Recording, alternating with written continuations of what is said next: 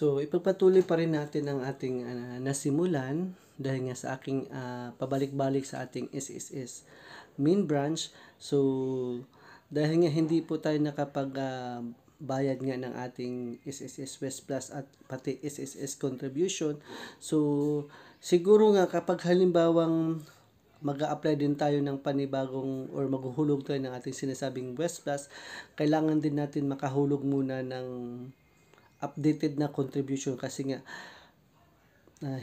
since bago pa ang sinasabing West Plus, so hindi natin paano gamay kung ano talaga ang sistema. So parang iniisip ko na na kapag maghuhulog ako ng West Plus, tulad halimbawa ngayon is February 7, 2024. So ibig sabihin February 8 na pala nga ngayon. So araw ng Thursday. So isi-share ko lamang po sa inyo kasi nga ang nangyari is gusto ko talagang maghulog dahil nga nakapaghulog na ako ng 5,000. Gusto kong hulugan ulit ng panibagong 5,000 noong January. So, dahil nga siguro may mga update, dahil nga siguro sa may mga pagbabago, ang nangyayari nga is hindi din pala tayo pwedeng magbayad ng SSS West Plus hanggat hindi tayo updated ng ating paghuhulog ng sinasabi nating SSS contribution. So, tulad halimbawa na lang na kapag nagbabayad ako nung time na yon at saka nagkaroon tayo ng PRN,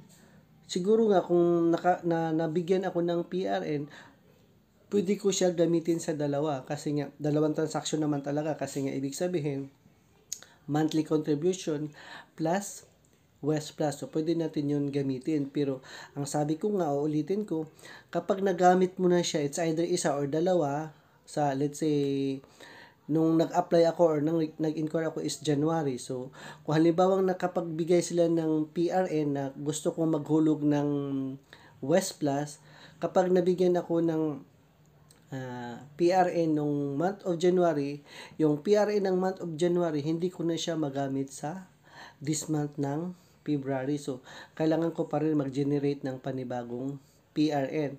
So, kung halimbawa naman na gugustuhin kong bayaran para lang magiging updated, so gagawa din po tayo ng panibagong paraan dahil nga nasanay ako na quarterly ako naghuhulog or kahit taunan dahil nga tinatanggap nila ang taunang hulog kapag tayo ay mga OFW. So, sinishare ko lamang po sa inyo kasi parang panigurado. So, kung may nakakaalam dyan sa mga techniques or mas expert pa sa atin or mas magaling pa sa atin, magbigay kayo ng suggestion, comment, or karanasan, mag-comment lang kayo sa sa video na to.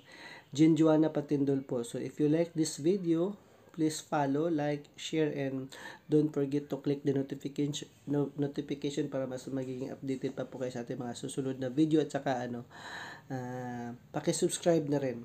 So, itutuloy pa rin natin na kung halimbawang sabi ko nga kapag nakapag-generate tayo ng PRN, so dalawang dalawang beses natin siya magamit within the month lang. So, kung halimbawang within the month, let's say, tulad nga ngayon, January or February, so, kapag halimbawang nakapaghulog ka ng SSS monthly contribution ng February, yung PRN na generate mo, pwede mo pa rin siyang gamitin sa PRN ng paghuhulog ng SSS West Plus.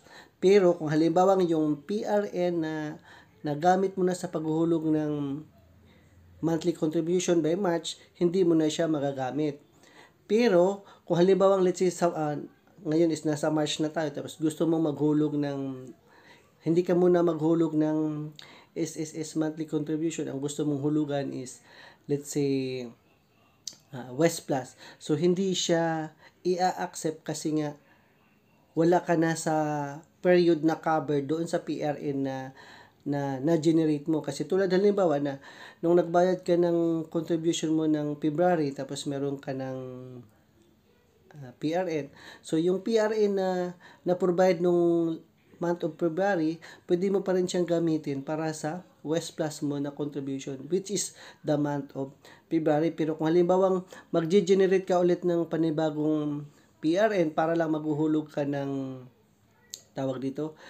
West Plus, hindi ko alam Kung gusto nyo, magsishare kayo kung halimbawang may mga nalalaman kayo dahil hindi naman po tayo expert pagdating sa generate pin, pagdating sa online payment kasi nga kung halimbawa naman na makapag-generate tayo ng pin tapos ang una nating bayaran is SSS West Plus, hindi po ako sure kung magagrant or kung ma-approve hanggat hindi muna tayo nakapaghulog ng ating SSS contribution. So, for the meantime, hanggang dyan lang muna. Thank you for watching. Stay safe. God bless and bye-bye.